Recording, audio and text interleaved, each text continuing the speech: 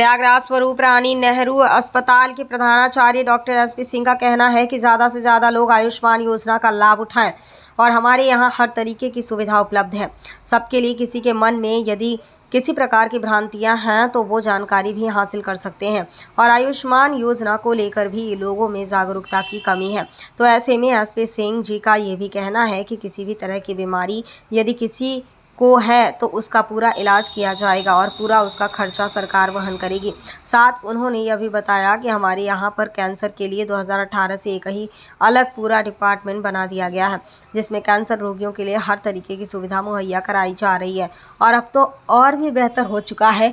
ऐसे में जनता को किसी प्रकार की समस्या आती है तो वह स्वरूप रानी नेहरू अस्पताल एसआरएन अस्पताल जाकर समुचित जानकारी लें और सरकार की योजनाओं का लाभ उठाने में जनता से ये अपील है कि जनहित में जारी। डॉक्टर साहब बताइए कि ये जो आपके यहाँ कैंसर रोगियों के लिए जो व्यवस्था की गई है, ये किस तरह की व्यवस्था है, इसमें क्या क्या चीज़ें आप प्रोवाइड करा रहे हैं मरीजों को? देखिए, हमारे यहाँ मेडिकल कॉलेज में हमारा दोनों कैंसर से संबंधित एक रेडियोथेरेपी पार्ट और दूसरा एक रेडियोथेरेपी जिसमें कीमोथेरेपी आती, रेडियोथेरेपी आती, वो चल रहा है एक डिपार्टमेंट।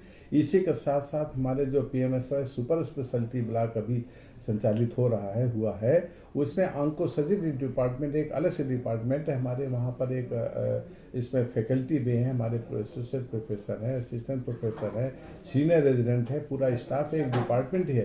तो वहाँ पर हमारे अलग से एक सर्जरी जो क्रिटिकल से क्रिटिकल उससे कैंसर के सर्जरी है, सभी तरह की सर्जरी की जा रही है। इसके बाद उनको फर्दर जो रेडियोथेरेपी की जरूरत पड़ती है या कीमोथेरेपी की है तो हमारा एक रेडियोथेरेपी डिपार्टमेंट अलग से है। उसके लिए हमारे यहाँ उसमें भी हमारे प्रोफेसर भी हैं, एसोसिएट प्रोफेसर, असिस्टेंट प्रोफेसर है और जो फिजिसिस्ट भी हैं जो उससे रेडियोथेरेपी की बाकायदे प्लानिंग करके उसको पूरा प्लानिंग करनी पड़ती, ट्रीटमेंट चार्ट बनाना पड़ता है रेडियोथेरेपी का, उस तरह से किया जाता है। ये कब से स्टार्ट हुआ है? रेडियोथेरेपी डिपार्टमेंट हमारा 2018 से फुली फंक्शनल डिपार्टमेंट पहले से था, लेकिन कुछ मशीनों की उसमें जो कोबाल्ट थेरेपी थी उसमें थोड़ा सा ये जो उसका रेडियोएक्टिव सोर्स था वो एक्सपायर हो गया, उसको रिन्यू कराने में समय लगा। लेकिन अब 2018 से लगातार 2018 से पूरी फुली फंक्शनल है, कोई कमी नहीं है, चल रहा है। और ऑन्को सर्जरी जो surgical department onco surgery department PMSY खुला है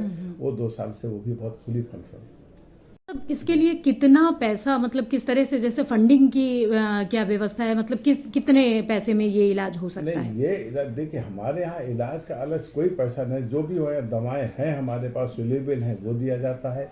और सर्जरी का जो बीपीएल है उनको निःशुल्क, उनको कोई पैसा नहीं लगता। सर्जरी का कभी कुछ लोग जो बीपीएल से नहीं है उसके इतर हैं उनके लिए जो गवर्नमेंट की गाइडलाइन है कुछ उसका एक नॉमिनल चार्ज ओटी चार्ज है जो गवर्नमेंट द्वारा निर्धारित उतना लगता है, अदरवाइज निःशुल्क उनका ऑपरेशन किया जाता है। नाम बता दीजिए डॉक्टर साहब। डॉक्टर एसपी सिंह, प्रधानाचार्य मोतीलाल मेडिकल कॉलेज प्रयागराज।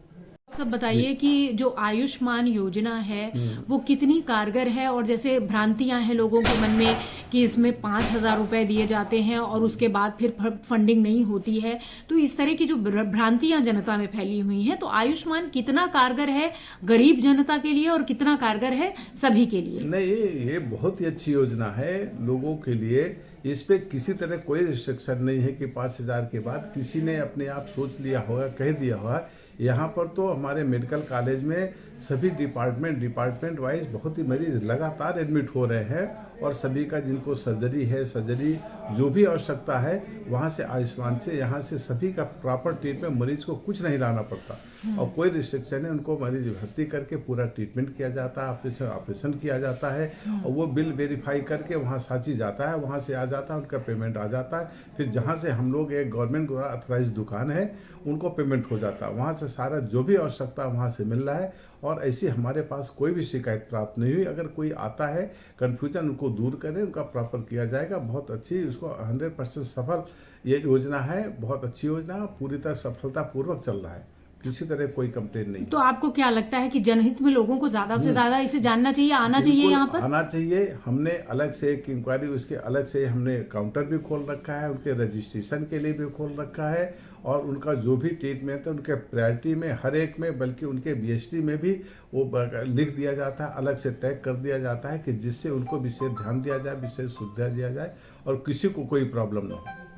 उनका स्पेशल ध्यान दिया जाता है, क्योंकि हमको उसको 100% उसको इम्प्लीमेंट हो रहा है और अच्छे से हो रहा है और अच्छे से होना चाहिए। और अगर किसी को कोई शिकायत भी है तुरंत उनको दूर कर दिया जाता है, किसी तरह से किसी लेवल पे। तो अभी ज्यादा से ज्यादा लोगों को बनवाना हम तो चाहिए। चाहते हैं जितना गवर्नमेंट का भी हमारे ये इंस्ट्रक्शन है कि इससे लोगों को ज़्यादा से ज़्यादा फायदा होना चाहिए, ज़्यादा हमारे और हमारी जिम्मेदारी भी है इस बात के लिए कि लोगों तक बतावें हर बात को सभी को, और उससे ज़्यादा जब ये अच्छे है लोगों के लिए, क्योंकि हेल्थ ऐसा इशू है, ऐसा प्रॉब्लम है कि लोगों को पैसे का अभाव में कभी कभी ज़्यादा प्रॉब्लम सामना करना पड़ता है। इसलिए उसको प्रॉब्लम दूर करने के लिए आयुष्मान भारत योजना चलाई गई, उसको 100% सफल है और बहुत अच्छे। इसमें तो हम तो सभी को कहते हैं, ज़्यादा से ज़्यादा लोग, कभी कभी कुछ लोग नहीं बताते, हम उनसे इसी बात को अपील करते कहते हैं कि आप आयुष्मान कार्ड है तत्काल सबसे पहले आप को दिखाइए और दीजिए, जिससे आपको उसके अंदर रजिस्टर्ड कर लें, आपको पूरा फ्री ट्रीटमेंट किया जाए।